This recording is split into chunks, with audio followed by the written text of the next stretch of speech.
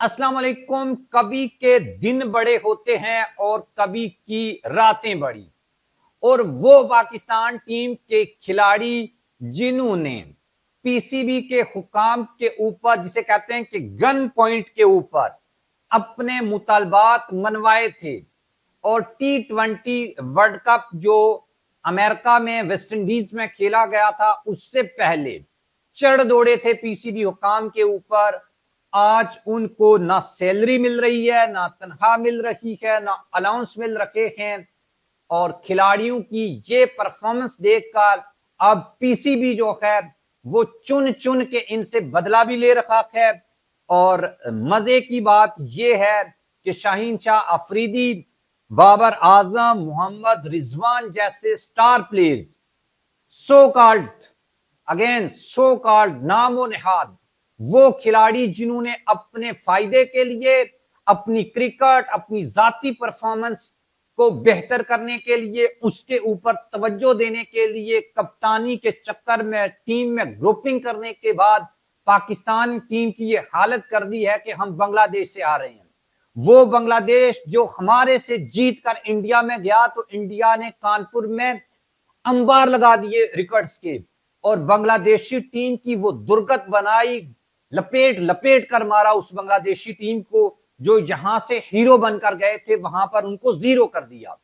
और आप ये कह सकते हैं कि शायद उन्होंने पाकिस्तान का बदला लिया है बांग्लादेश से।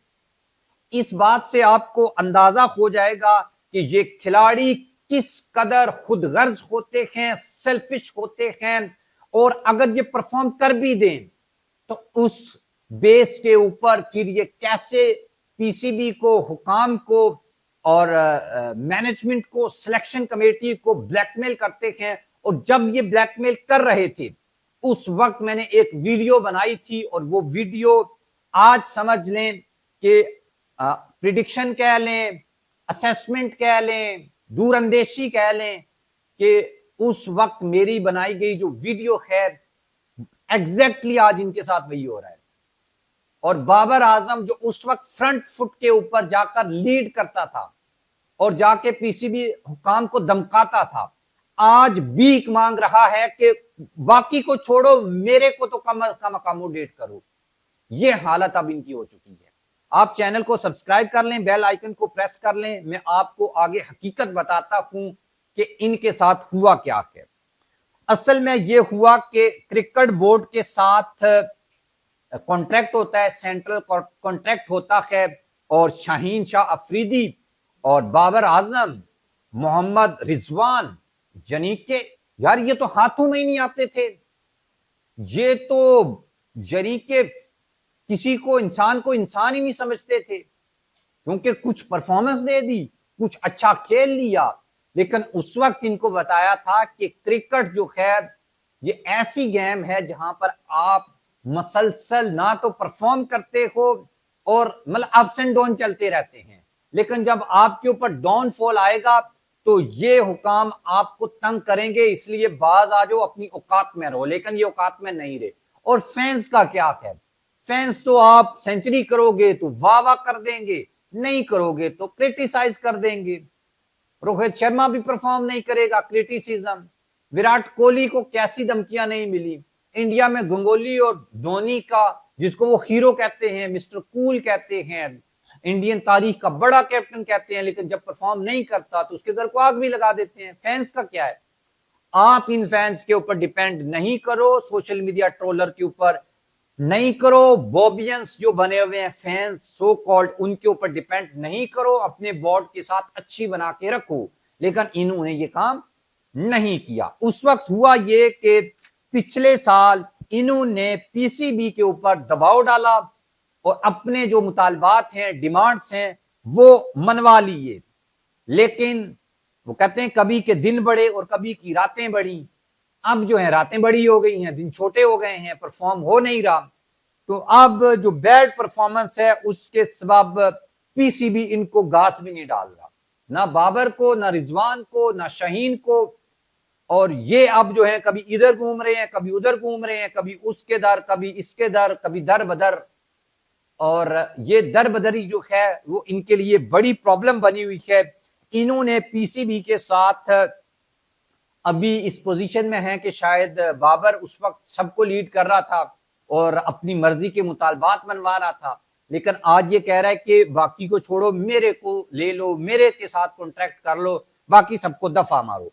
25 खिलाड़ियों के साथ सेंट्रल कॉन्ट्रैक्ट हुआ था और आईसीसी के जो इवेंट्स होते हैं उसमें जो पीसीबी को पैसा मिलता है उसके ऊपर 3% प्रॉफिट जो है वो उसमें शेयर होल्डर बनने की कोशिश की थी इन्होंने और पीसीबी ने बना दिया था।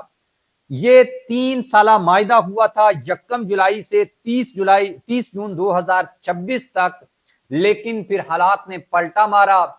बाबर की परफॉर्मेंस आपने देख ली, 16 टेस्ट इनिंग्स में एक 50 भी नहीं बना सके, 17 की एवरेज से रन्स बनाए हैं। शहीनशाह अफरीदी को एक विकेट भी नहीं मिली।